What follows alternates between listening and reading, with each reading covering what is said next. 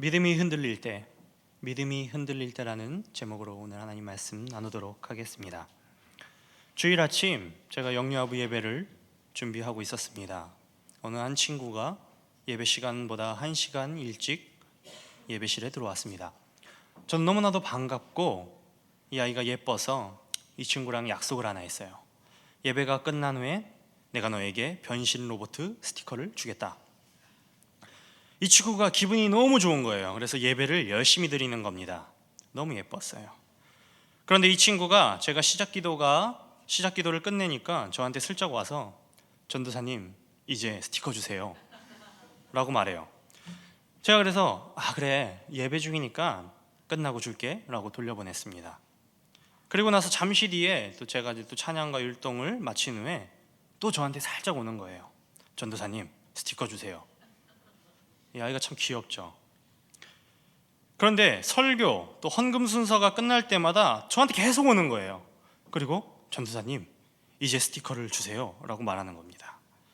나중에는 저 스스로가 내가 이렇게 이 아이들한테 신뢰를 얻지 못했나라는 생각이 들고 마음이 속상하더라고요. 그래서 제가 이 친구한테 이렇게 스티커를 보여주면서 끝나고 줄게 라고 약속을 했어요. 그런데도 계속 찾아오는 겁니다. 예배가 마치고 집에 돌아가기 전까지 말입니다.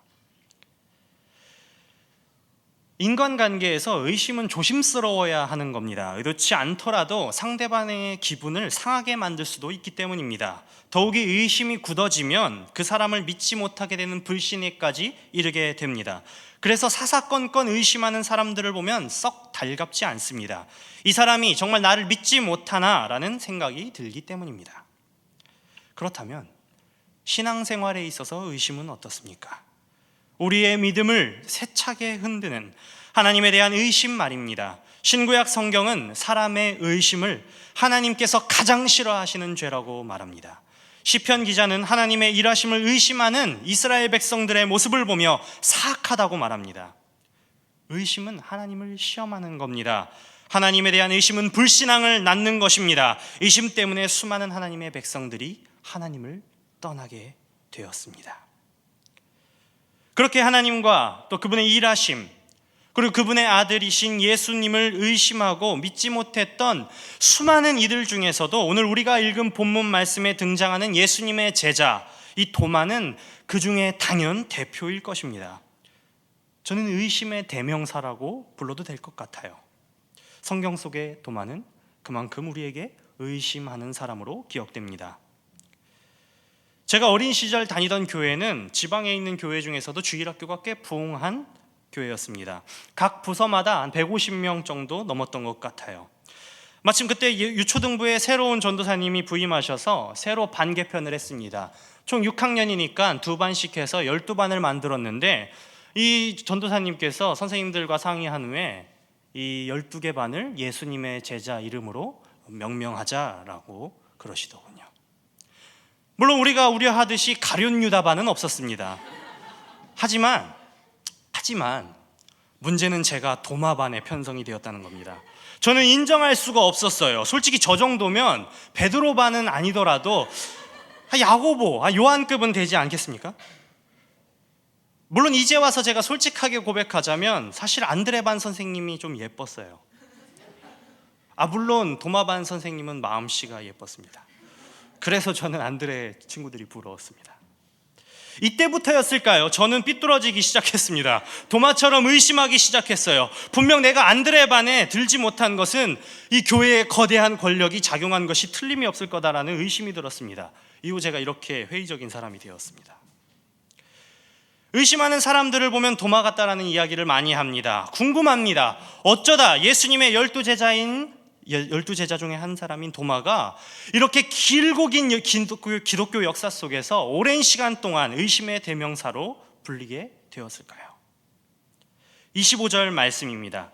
다른 제자들이 그에게 이르되 우리가 주를 보았노라 하니 도마가 이르되 내가 그의 손에 못자국을 보며 내 손가락을 그 못자국에 넣으며 내 손을 그 옆구리에 넣어보지 않고는 나는 믿지 못하겠노라 하니라.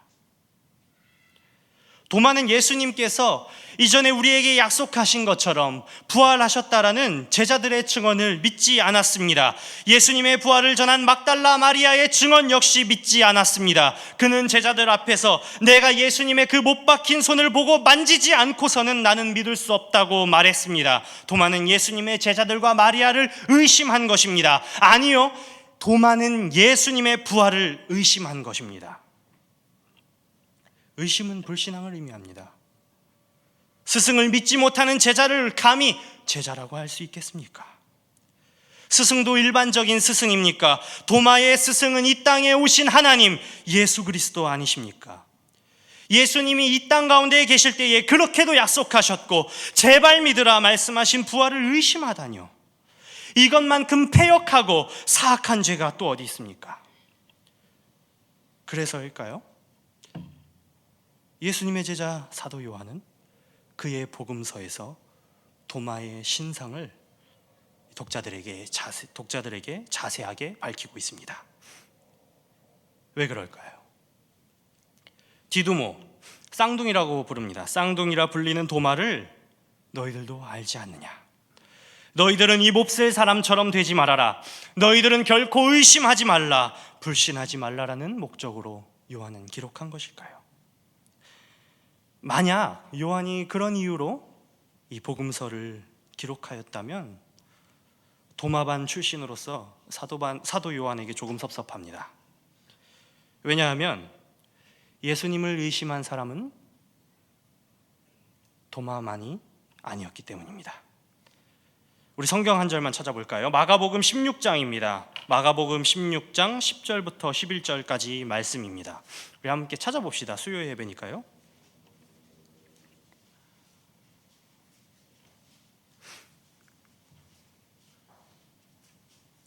제가 읽겠습니다.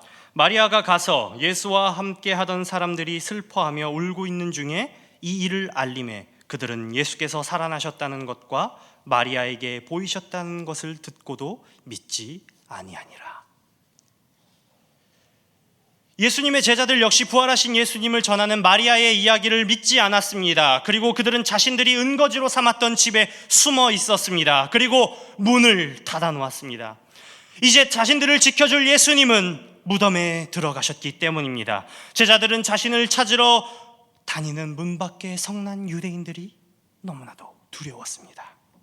맞아요. 그들 역시 예수님의 부활을 믿지 않았던 것입니다. 조금 있으면 너희가 부활한 날을 보리라는 예수님의 말씀을 그들 역시 믿을 수 없었습니다. 예수님이 죽었다는 사실이 그들을 절망케 했고 두렵게 만들었습니다. 그들은 도마와 똑같던 사람들이었습니다. 단지 그들은 예수님을 도마보다 일주일 일찍 만났을 뿐입니다. 그런데 궁금합니다. 왜 예수님은 두려움에 떨고 있던 의심하는 제자들을 나무라지 않으신 것입니까? 그들은 예수님을 시험하는 것 아닙니까? 예수님의 말씀을 믿지 못한 것 아닙니까?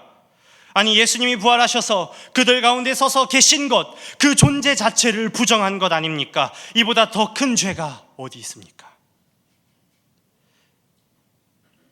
제자들의 이런 흔들리는 연약한 믿음을 보면서 왜 제가 부끄러운지 숨고 싶은지 모르겠습니다.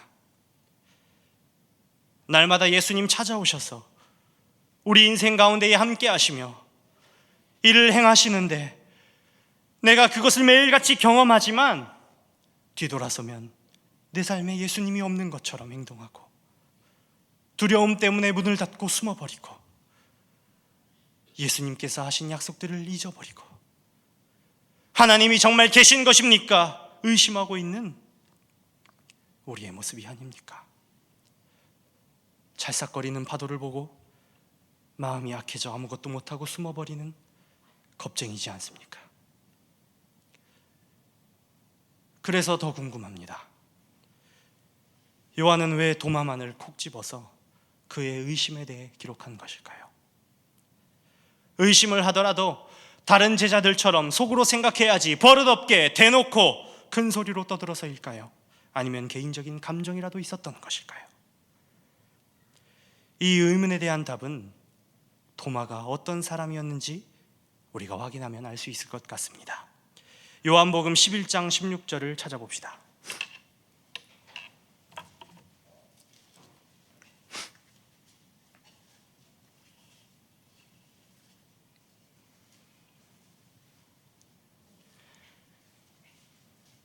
우리가 익히 들어 알고 있는 예수님께서 나사로를 살리신 사건의 스토리입니다.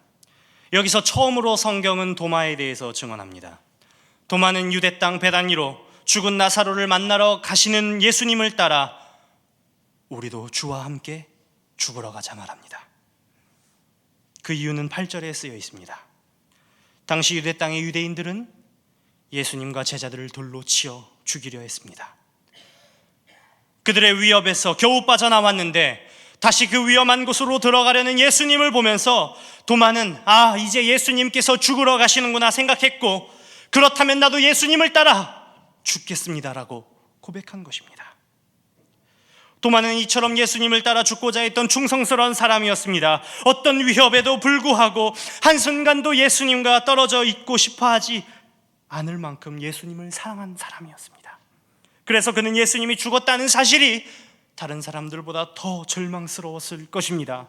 예수는 죽었으나 자신은 이렇게 버젓이 살아있는 것이 너무나도 부끄러웠을 것입니다. 그래서 그는 절망했어요. 그래서 그는 더욱 두려웠습니다. 자신의 삶의 이유가 상실되었기 때문입니다. 그런데 도마는 예수님이 부활하셨다는 소식을 듣게 되었어요. 얼마나 기쁜 일이었겠습니까? 만약 꿈이라면 깨고 싶지 않았을 것이고 결코 그 사실이 거짓이 아니길 원했을 것입니다. 도마의 의심은 예수 그리스도의 부활을 믿지 않으려는 고집이 아니었습니다. 그의 의심의 소리, 내가 그의 못 박힌 손자국을, 창이 찔린 허리를 보고 만져보지 않고서는 믿을 수 없다고 말한 그의 외침은 깊은 절망 속에서 희망을 잃지 않으려는 그만의 간절한 몸부림이었고 사랑의 표현이었던 것입니다. 저는 요한이 당시 복음서의 독자들과 그리고 이곳에 모인 여러분들에게 너희도 이런 도마와 같은 예수를 향한 간절함, 그 사랑이 있는지 묻고 있다고 생각합니다. 당시 교회의 종교 지도자들처럼 세상 사람들과 다를 바 없이 부와 명예를 구하는 일에 정신이 팔려 부활하신 예수 따위는 거들떠보지도 않고 무시하는 사람들과, 혹은 세상의 시선이 두려워 모인 곳에 문을 닫아놓고 벌벌 떨며 숨었던 흔들리는 믿음을 가진 사람들에게 너희는 정말 예수를 간절히 원하고 있는지 요한은 묻고 있는 것입니다. 그리고 도마는 그 간절함이 사랑이 있었다라고 사도 요한은 말하고 있는 것입니다. 저는 어떻습니까, 여러분? 여러분은 어떻습니까? 우리도 정말 예수님을 원하고 있습니까? 내 안에 예수가 없는 것처럼 느껴져서, 내 삶에 역사하시는 하나님이 보이지 않아서 예수님을 보여주십시오. 당신의 못자국 난 그 손을, 창에 찔린 그 허리를 한 번만이라도 만져보고 싶습니다. 그렇지 않으면 저는 또다시 깊은 절망 속에서 나오지 못할 것입니다 라는 간절한 부르짖음이 여러분들에게, 저에게 있냐는 말입니다. 이후 예수님은 다시 한번 제자들과 도마에게 찾아오셨습니다. 여전히 제자들은 두려움에 문을 닫아놓고 있었지만 예수님께서는 그들을 책망하지 않으셨습니다. 그리고 평강을 주셨습니다. 그리고 그들 가운데에 도마를 부르셨습니다. 결코 그를 훈계하시거나 망신 주기 위함이 아니었습니다. 예수님은 그 방에서 가장 연약한 사람, 가장 간절히 자신을 찾았던 사람에게 관심을 돌리신 것입니다. 그것이 우리에게 얼마나 큰 위로를 주는지 모르겠습니다. 예수님이 우리의 약함을 아신다는 그 사실이, 그리고 우리의 불확실하고 흔들리는 믿음을 헤아리시며 불쌍히 여겨준다는 사실이 너무나도 감사합니다. 그리고 예수님께서는 말씀하십니다. 나를 완전히 믿어도 좋다. 나는 너희를 실망시키지 않을 것이다. 나는 너희를 결코 버리지 않을 것이다. 예수님을 만난 그때 도마의 신앙 고백이 터져나옵니다. 기독교 역사상 가장 위대한 고백 중 하나입니다. 예수님, 당신은 나의 주님이십니다. 당신은 나의 하나님이십니다. 말씀을 맺으려 합니다. 흔들리지 않는 믿음을 가지고 산다는 것은 그렇게 간단한 일이 아닙니다. 신앙생활을 하다 보면 정말 예수님이 계시긴 하실까? 정말 나와 함께 하시는 것이 맞을까라는 의심이 들 때도 있습니다. 저도 그래요. 그리고 때론 그런 의심은 불신이 되어서 우리의 마음을 두렵게 만들고 절망스럽고 괴롭게 합니다. 하지만 그보다도 우리가 더 경계해야 하는 것은 이 두려움 때문에 더 이상 예수님을 찾지 않는 식어버린 우리의 마음일 것입니다. 주님, 제가 믿습니다. 나의 약한 믿음, 나의 믿음 없음을 불쌍히 여겨 주시옵소서라는 간절한 부르짖음이 우리에게 필요합니다. 주님, 그 손 못자국을 내가 보고 싶습니다. 그 창에 찔린 허리를 만져보고 싶습니다. 그러면 내가 예수님을 더 확실하게 믿을 수 있을 것 같습니다라는 간절한 말입니다. 예수님을 간절히 원하는 도마에게 예수님은 찾아오셨습니다. 그리고 지목하여 말씀하십니다. 내가 여기 너와 함께 있다. 도마는 예수님을 만나 의심을 극복하고 확신을 얻었습니다. 그가 부활하신 예수를 만나기 전 의심하는 자들의 대표자였다면 이제는 의심하다가 확고한 신자가 된 사람들의 대표가 되었습니다. 그 차이는 바로 부활하신 예수님과의 만남입니다. 이후 도마는 오순절 성령 사건을 통해 성령을 받고 인도를 향해 떠납니다. 그는 인도의 수많은 교회를 개척하였고 그 역시 예수님과 같이 창에 찔려 순교했다고 전해집니다. 죽기까지 예수를 따르고자 했던 그의 성품이 여실히 드러납니다. 사랑하는 여러분, 하나님은 어느 누구라도 그분의 도구로 사용하십니다. 그의 성격, 지위 따위는 중요하지 않습니다. 자신들의 흔들리는 믿음을, 연약함을 기꺼이 인정하고 그리스도의 은혜를 구한다면 말입니다. 예수님은 그를 보기를 간절히 구하는 자들에게 은혜와 자비와 용서를 베푸십니다. 그리고 그들의 삶을 하나님을 영화롭게 하는 삶으로 바꾸어 놓으셨습니다. 진정으로 주님을 간절히 원하는 자들에게 누구나 그런 은혜를 경험하게 하십니다. 따라서 여러분들 가운데에 예수님이 없다고 느낄 때에, 의심이 될 때에 더욱 간절히 예수를 원하십시오. 그분의 사랑과 자비와 용서를 구하십시오. 부활하신 예수님께서 도마를 찾아주신 것처럼 우리를 찾아주실 것입니다. 절망과 두려움이 가득한 우리의 어두운 삶을 하나님의 영광이 찬란하게 빛나는 삶으로 변화시키실 것입니다.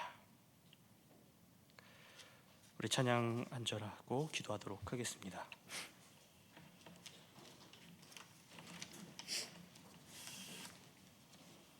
주의 손에 나의 손을 포개고 찬송하시겠습니다.